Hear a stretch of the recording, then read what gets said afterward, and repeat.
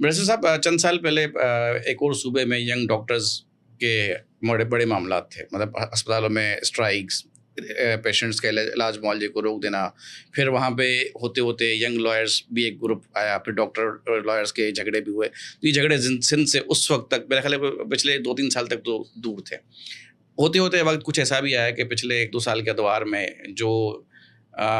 Specifically अगर मैं कराची की बात करूं या फिर सूबा सिंध की बात करूं, तो हमारे यहाँ भी एक कल्चर डेवलप हो चुका है, जिसे आप इस तरह से भी कह सकते हैं कि पुलिस को वकला की तरफ से शदीद जबर का सामना है, या फिर यूं कहें कि वकील वकील खिलाफ ही फरियादी बना हुआ है, एक दूसरे के ऊपर मुकदमात हैं, या फिर यूं कहें कि वकला सियासत करने वाले अपने जो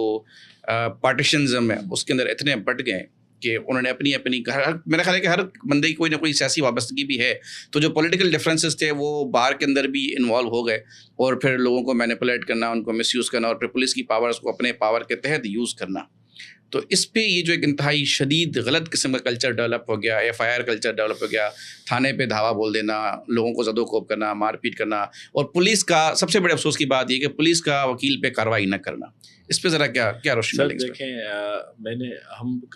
कभी कभी तो इस तरह होता है कि सुनी सुनी बातों पे चलते हैं। देखें, पुलिस अपना काम करती रहती है, वकील अपने काम करते रहते हैं।